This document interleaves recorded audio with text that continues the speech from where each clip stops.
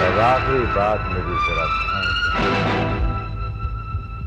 कि आइंदा मेरी बेटी की जुबान पर आप लोगों की कोई शिकायत नहीं आनी चाहिए। आपके घर के किसी भी मेंबर की वजह से मेरी बेटी की आंख में आंसू नहीं आना चाहिए, चाहे वो अजय ही। Hello hello hello.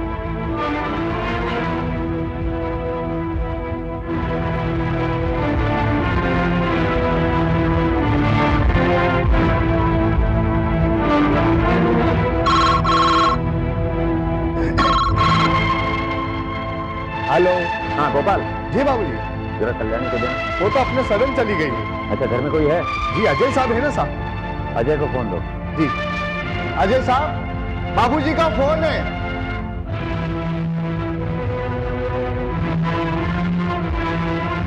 जी बाबा। अजय, ये मैं क्या सुन रहा हूँ? मेरे घर से निकलने के बाद तुम्हारा यहाँ कल्याणी का कल्पना से कुछ झगड़ा हुआ था क्या? वो पापा सदन से जयराम का आए थे, तो उनकी किसी बात पर लेकर हम दोनों के बीच में थोड़ी सी। देखो अजय, तुम्हारी छोटी सी बहस और इस छोटी सी नोकझोंक के कारण झगड़े का स्वरूप बढ़ता चला जा रहा है। पापा ये सब आप क्या कह रहे हैं? आपको किसने कहा ये सब? अरे अभी कल्पना के डैडी का फोन आया था, उसने फिर से शिकायत की है तुम्हारी वहां। तो मेरा शक सही निकला।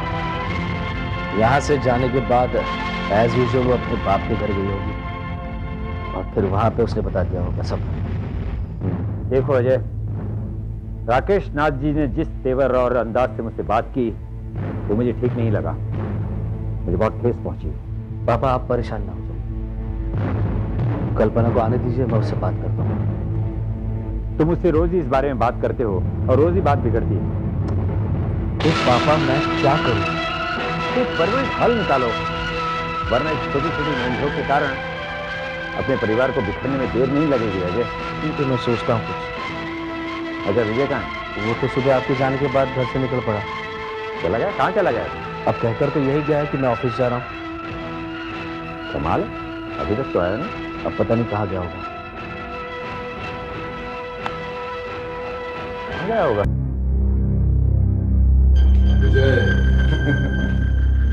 सॉरी, तुम्हें जरा इंतजार करना पड़ा। वो क्या पूजा कर रहा था, भैरव की पूजा। क्या ना विजय की अपना काम ही कुछ ऐसा है, पाप और पुण्य को बराबर कांटे पे रखना पड़ता है। एक पलड़े में पाप और दूसरे पलड़े में जय भैरव, समझे? खैर छोड़ो, धंधे की बात करते, बोलो। देखिए, मैंने आपके साथ डील तो कर लिया धंधा करने की, लेकिन एक अजीब सी चिंता मुझे दिन रात सताई जा रही है। दिन भर मैं यही सोचता रहता हूं कि कहीं कुछ गड़बड़ ना हो जाए। मेरा मतलब ये पुलिस वुलिस का चक्कर। अरे कितना डरता है तू? अरे दाबला भाई तेरे साथ में है, जब मैं तेरे साथ में है ना, तो इस डर को अपने दिल से पूरी तरह से निकाल दे बस। दाबला भाई आपकी बात। फिर वही देखो विजय, मैं तुम्हारे साथ काम कर रहा हूं, इस बात का पता किसी को नहीं चलेगा। मेरे पे विश्वास रखो, दाबला भाई पे विश्वास रखो। बस तुम्हें बस इतना ही करना है। जब तुम्हारे एक्सपोर्ट का माल फैक्ट्री से लोड होगा, तो वही ट्रक सबसे पहले मेरे गोडाउन में जाएगा और वहां मेरे आदमी उसमें मेरा माल डालेंगे और उसके बाद विजय वो ट्रक कार्गो की ओर जाएगा। बस। वो तो ठीक है, लेकिन अगर कस्टमर ने चेकिंग की तो? फिर लेकिन सीधी सी बात है, जैसे मैंने तुम्हें अपने धंधे में किया, वैसे मैंने सारे कस्टम ऑफिसर्स को भी साथ में डाल दिया है। तुम चिंता मत करो, बस ये बताओ कि तुम्हें कंसाइनमेंट कब तक चाहिए? परसों। परसों? परसों यानी 25।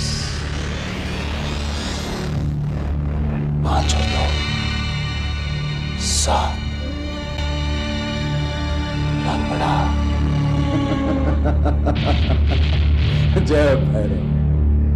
ये तो अपना लकी नंबर है विजय, अपना धंधा बहुत जमेगा। रावला भाई, लेकिन फिर भी आपको लगता है कुछ गड़बड़ तो है? विजय, मैं तुम्हें आखिरी बार समझा रहा हूं कि तावला भाई से पंगा लेने की हिम्मत किसी में नहीं है। जो ये हिमाकत करेगा, समझो जय भैरा।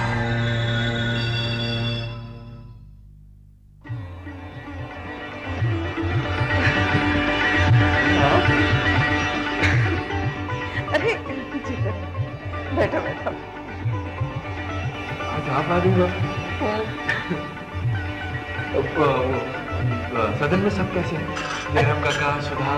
अच्छे हैं, बहुत याद करते हैं तुझे। और घर में बाबूजी, अजय भैया, विजय भैया? वो भी अच्छे हैं। असल में विजय की कोशिशों का ही ये नतीजा है। उसने असली गुनहगार को कानून के हवाले करवा दिया है।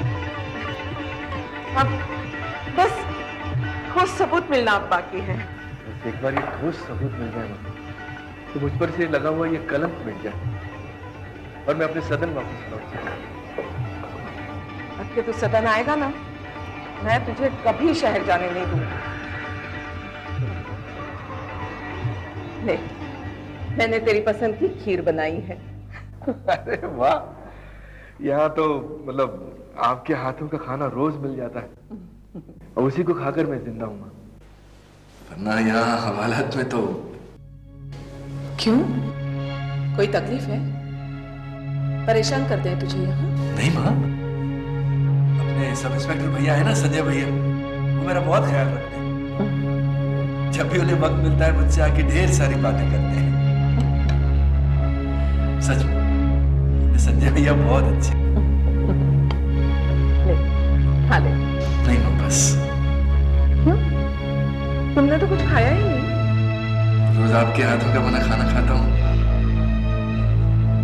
आज आपको देख लिया, पेट भर गया मेरा। पागल कहीं का। ले।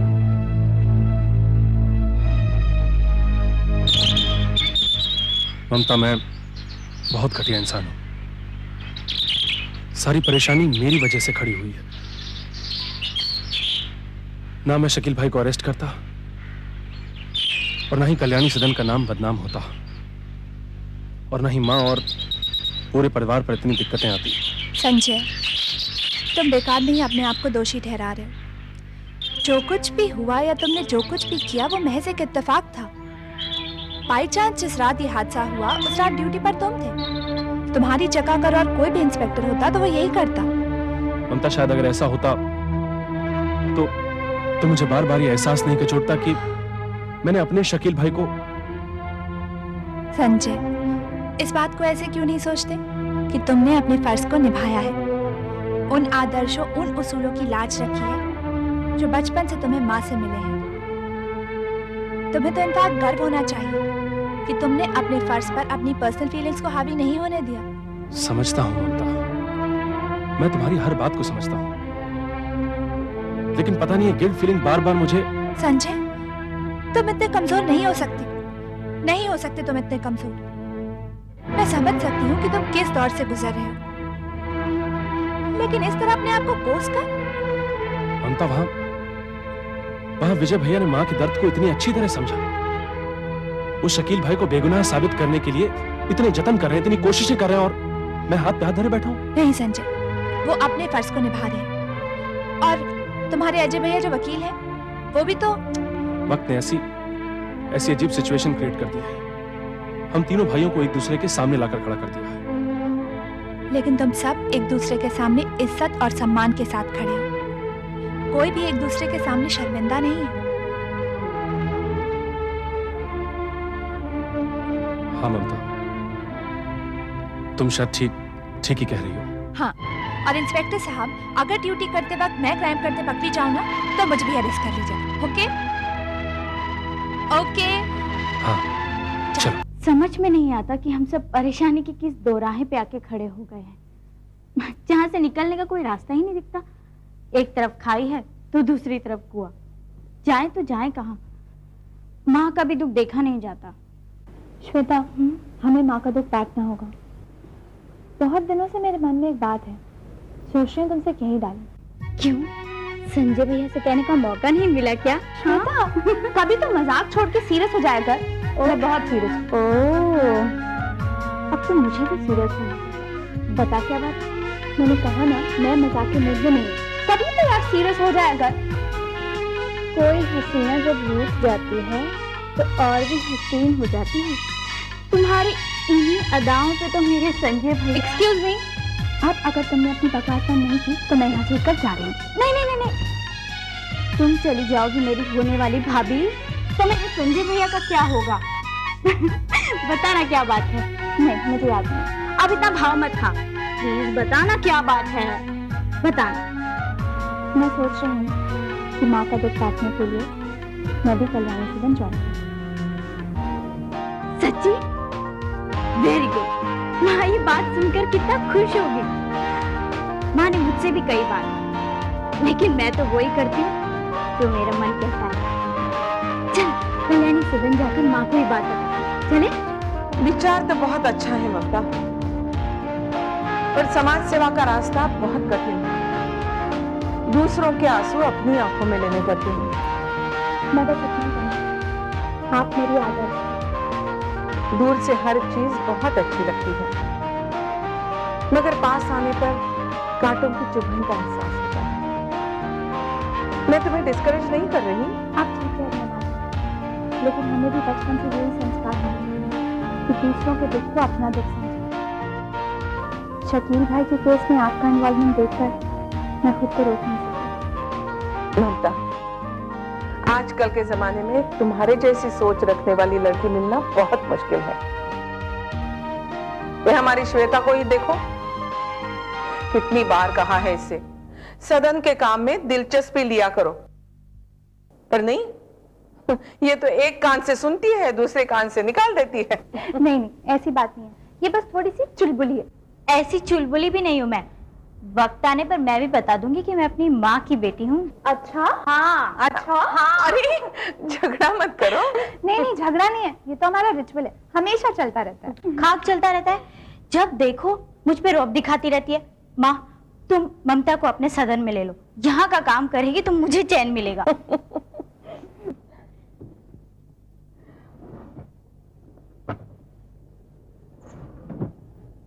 ममता बेटे, आज तुमने समाज सेवा का संकल्प किया है। यह है हमारी सदन की माला।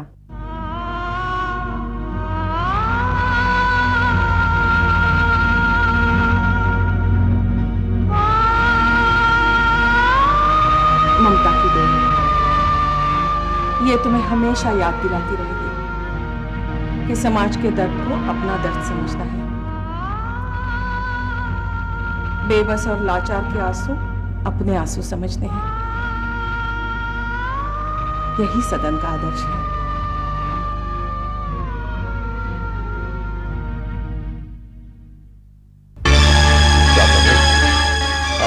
देखो माल, मेरे समझ में नहीं आ रहा कि अभी तक माल पहुंचा क्यों नहीं। इसी बात का पता लगाने के लिए मैं तेरे घर पर आ रहा हूं। मेरे घर पर आप क्या बात कर रहे हैं? हाँ,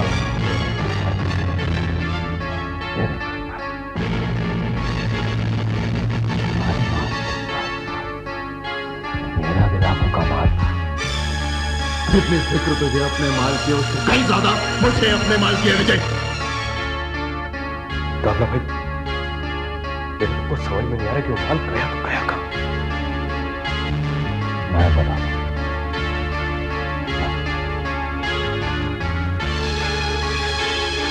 हमारा सारा माल अभी भी एयरपोर्ट पे गोडाउन। तो क्या गल्फ में वॉच मिल गई? सारे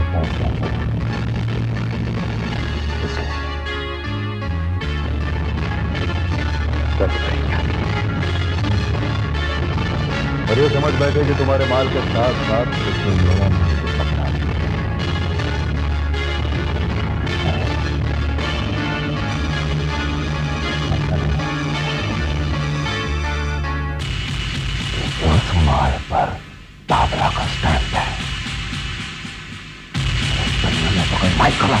हुआ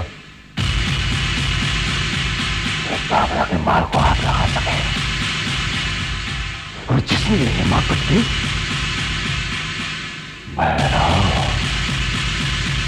उसे हाथ देने लगा।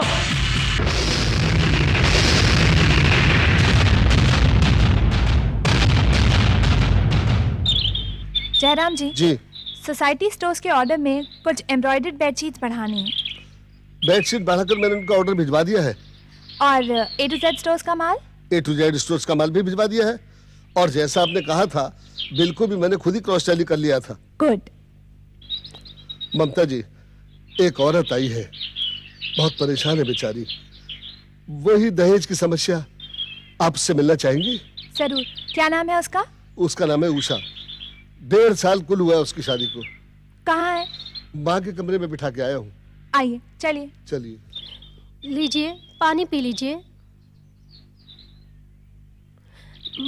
ममता जी, बैठो बैठो बैठो।